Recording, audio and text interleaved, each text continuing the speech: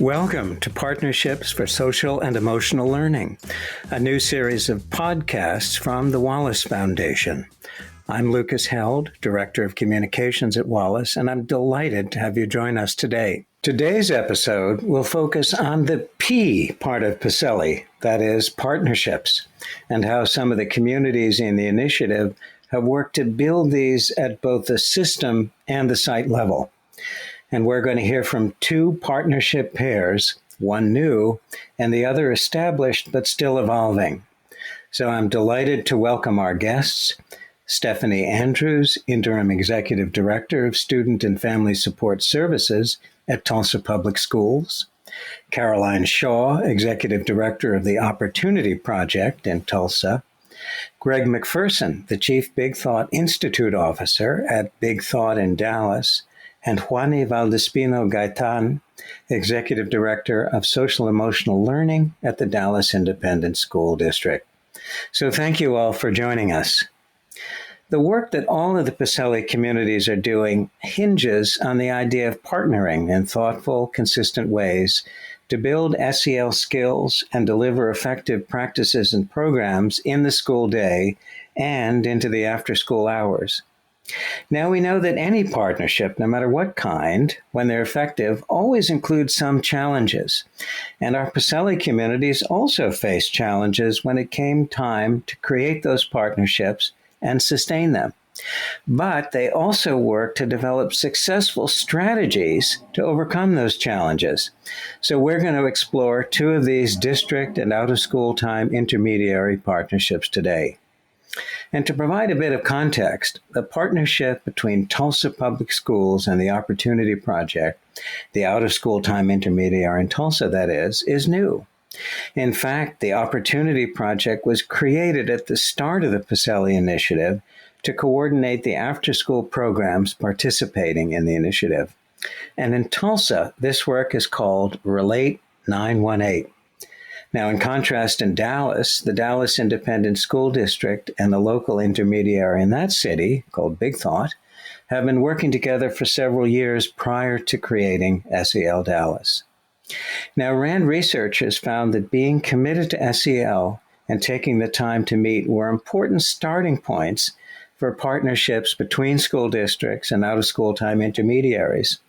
And of course, we know that in busy districts, finding time to meet, either in person or virtually, can be a challenge.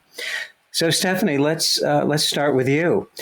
From the vantage point of Tulsa Public Schools, tell us about how you approached collaborating with the Opportunity Project when your partnership began. We were so excited, but we didn't actually know what we were doing. We didn't even know what an intermediary was, just to be honest with you. Like, I hadn't even really used the word before. And so we were just thrilled. We thought, okay, everybody's going to be so excited. We're going to get this partner and they're going to come work alongside us. And it ended up being pretty challenging in the fact that we have very different, like, sort of working mechanisms and thinkings between like out of school time programming and in school programming. So, but I would say that we dove right in and really started meeting regularly. I would think, Caroline, you could jump in, but I believe it was like once a week we were meeting and we had all these planning committees. And then we realized we're going to have to do the things that you always do, build relationships among one another, build trust between the district and the intermediary. I didn't really know the history of maybe some challenges between like community-based organizations sort of working with the school district. We had always, really had open arms, but it didn't always go that way with districts.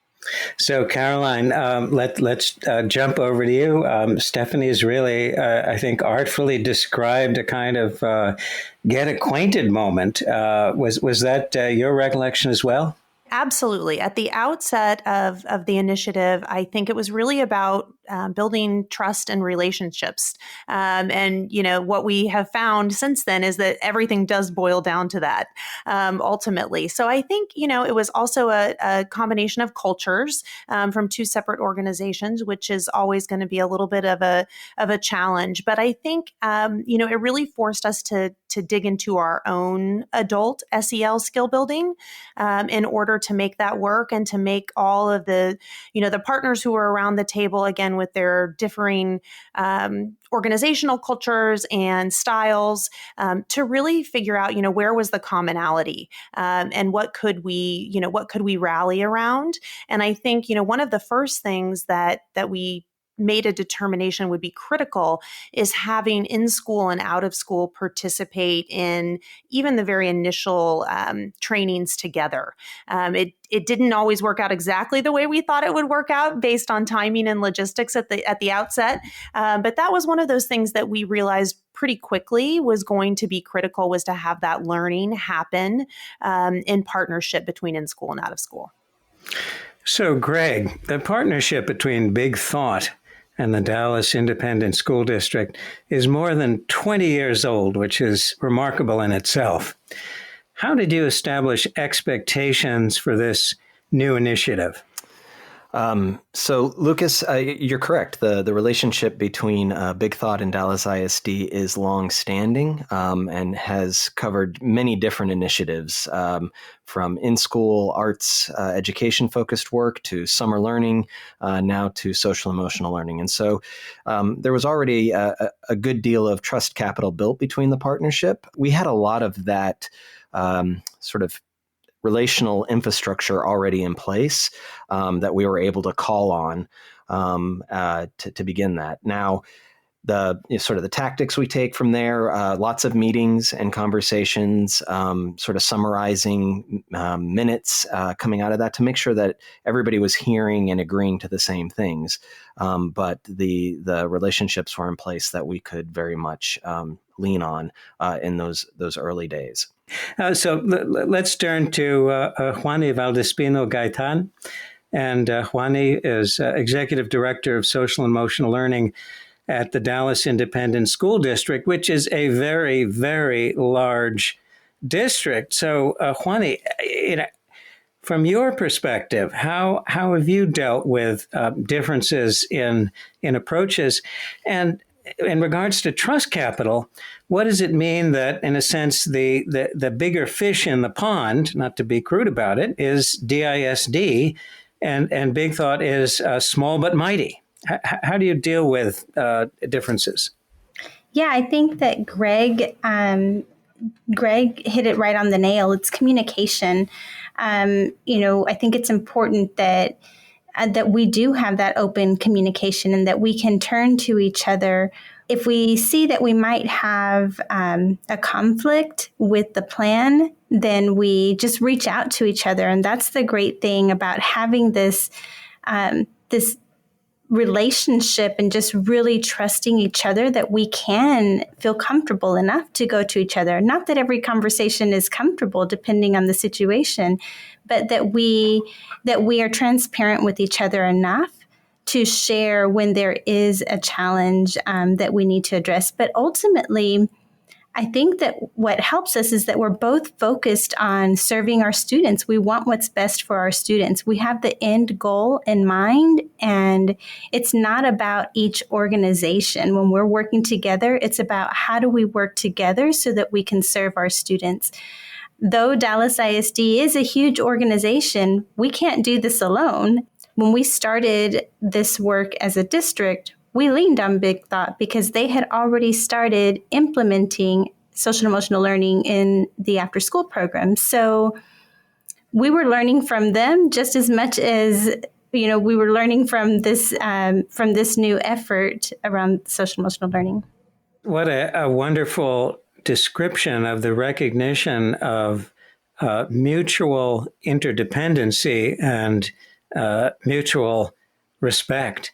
One of the early lessons noted by Rand was the importance of developing a common language about SEL as a way to build and promote a shared understanding. So maybe, Stephanie, over to you. What do you think Rand was referring to when it talked about common language? I think that we began, of course, with Castle's initial language, right, around social emotional learning, and we all together worked on the same trainings. But in our Relate 918 work, what became really important was actually using a curriculum that was both in school and out of school. And I think we were one of the early ones to jump right in, and we started using Ruler from Yale, their social emotional learning curriculum in our in-school and out-of-school. And that helped us to then have the same language around social emotional learning. And that's where we even got this idea of starting with adults. That particular program says that social emotional learning, we should spend our initial stages in sort of norming for adults and how we work together as a team, which helped not only our district team to work on those skills, but also worked with school teams. So, Caroline, do you think, as Stephanie noted, that actually having that same curricular structure as a basis helped in the partnership? Absolutely. Yeah, it most certainly did. Not only did it give us a common framework for both in school and out of school, but again, provided that opportunity for, training, not just in parallel, but actually together. And in addition to that, I think it also provided each organization, so our partners in the out of school time space, in school teams, our core team across the district and the Opportunity Project, the chance to utilize the tools in our own work and in our own meetings and in our own interactions and dealings with one another. So it really gave us a little bit of a sandbox or an opportunity to not only understand the curriculum, but to be better prepared to support partners in the implementation of that curriculum. So I think Ruler was a great place for us to start. So speaking of opportunities, I want to ask both of you about what you see as we talked a little bit about the fact this takes work. Partnerships always take work. I'd like to ask both of you about what you see as the benefits for children and adults in the community, and then ask both of you about overcoming some challenges. So why would district and an out-of-school time intermediary want to think about undertaking a partnership? Oh, the benefits are outweigh any sort of challenges. I'll say that up front. And that's because we don't just live in this little microcosm called a school district, right? Our students go home every day and live in the community. So it only makes sense that we would be reaching out to our community-based organizations, our partners, our expanded learning partners, for us all to work together to serve our students and families. So the benefits especially weigh heavily when you think about, specifically speaking of Ruler, one of my favorite things is that if a student is hearing some of those things during the school about checking in with your mood or understanding how your feelings are and using like really rich emotional vocabulary, and then an expanded learning partner uses that, and then a family uses that, can you imagine like how it's all reinforced for this student to really have emotional health? So the benefit is overwhelmingly amazing for students, but I also think it really enriches the adults who are working in both settings as well. Like I said, I didn't even know the word intermediary when we started this project. And there are so many amazing partners that we have in Tulsa that I had never worked with, didn't know the work that they did. And really, I think at times, when I've been a classroom teacher, I've worked for our school district for over 20 years. And I think there were times I thought I was all alone as a classroom teacher, that I had this responsibility for this student all by myself. And so it's been amazing to be like, first of all, teachers aren't alone in this. The whole city is involved in helping support students and families. And there's so many things we can learn from our expanded learning partners. So you're seeing some benefits in that alignment. And it also, and Greg, I wonder from your perspective, also partnerships require some investment. What do you see as the benefits for children from these? Yeah, I think the benefits are many for both the children that we get to work with and serve, as well as the adults. I think the alignment is a huge piece.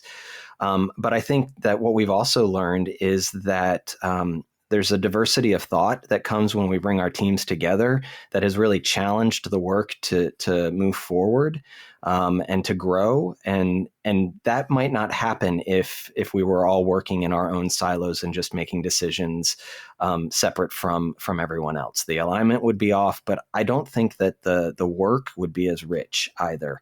And I think that has definitely been part of the benefit to the entire system at the campus and at the district level.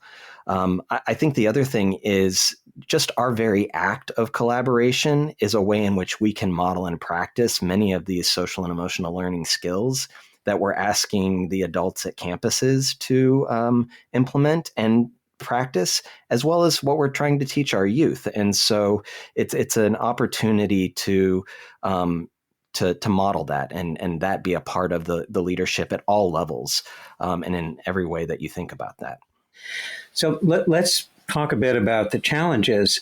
Rand did point to the challenge of these partnerships, and one they highlighted was the overcoming of a perceived and actual power differential between schools and out-of-school time programs. And in Rand's words, I'll quote, "Taking the time to meet, increasing the overlap of school and OST staff, and explicitly acknowledging the power differential that favors schools over OST programs are important ingredients for strong school OST partnerships." Stephanie, let's start with you. Is this power differential real, and how have you thought about handling it?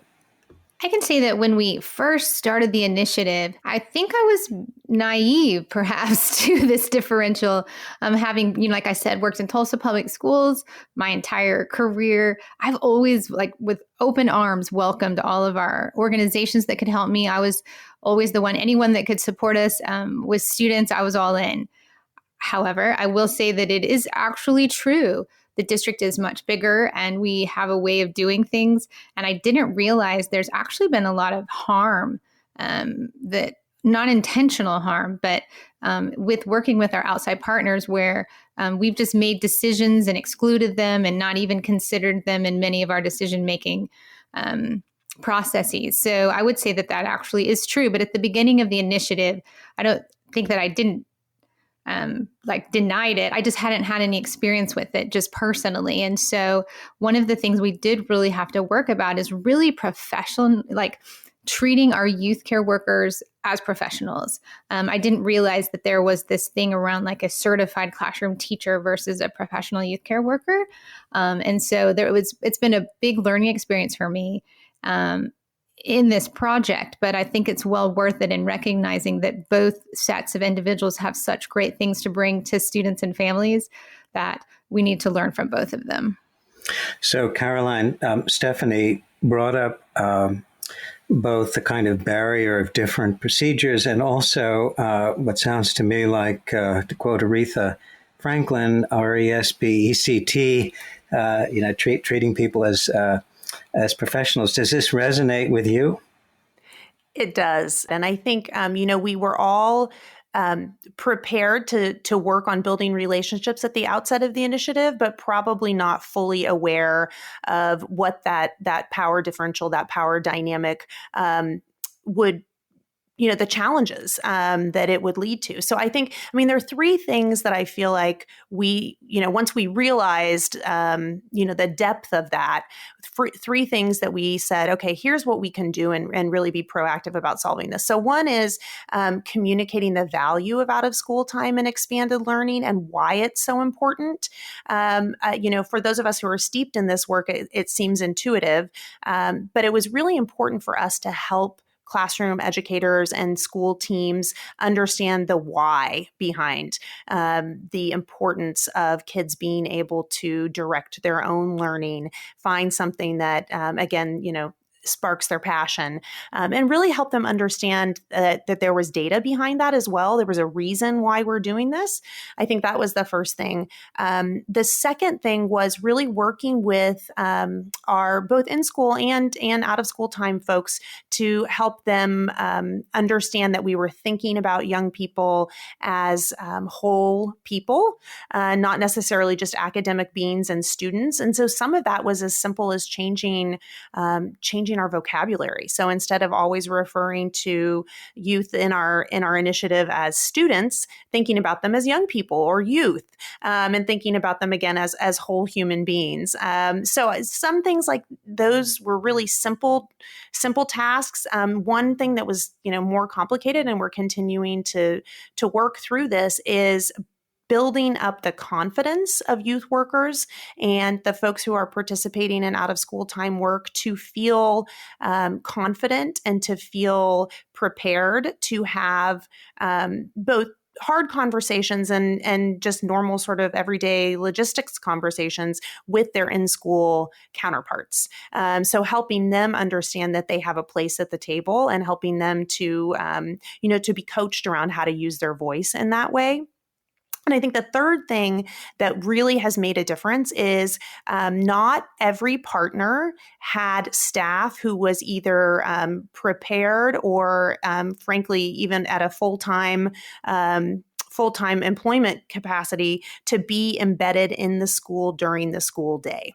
And so that is something that we have worked really hard to make sure that our partners are able to do. And we want to support them in that because that has made a huge difference to have a dedicated OST team member in the building with an office and a space and a contribution to the school community throughout the day and into the out of school time space.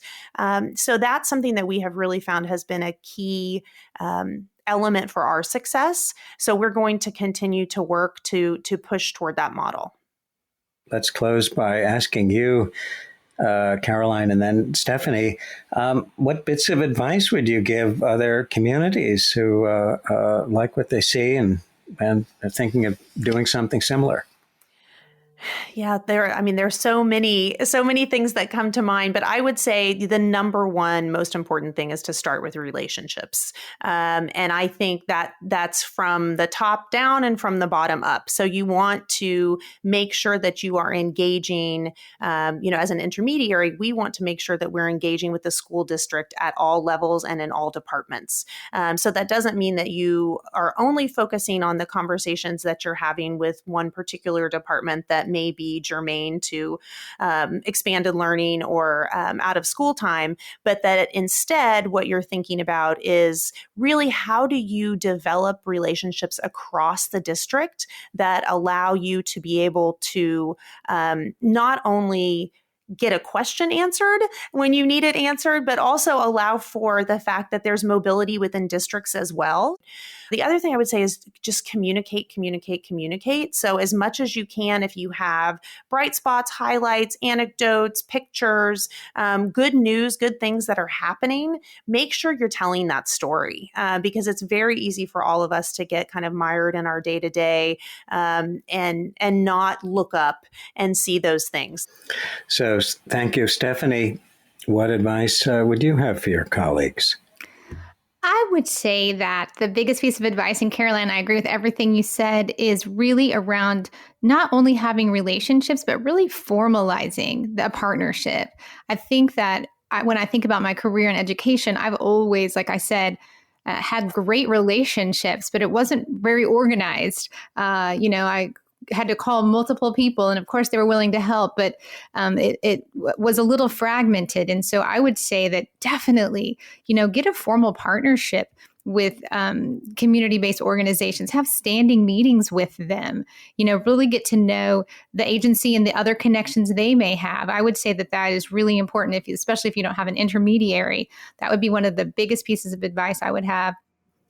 Yeah, I think it's important that both organizations really build that relationship and that they get to know each other and what each organization offers, what they're, for a district to learn, what programs are offered within the district, what the org structure is like, just really get to become familiar with the organization.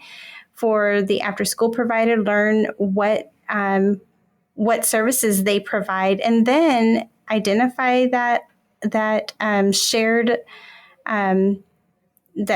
interest, or that where both organizations align. I think the more you get to spend time together at the front end, you'll learn early on where each organization complements the other and how you can help each other in meeting its goals. And I think that that's something I really feel that what we have experienced most out of this partnership is that this isn't just the district driving this this plan. This is really a joint effort from the inception onward. Thank you, Juany. How about you, Greg? What advice for other cities?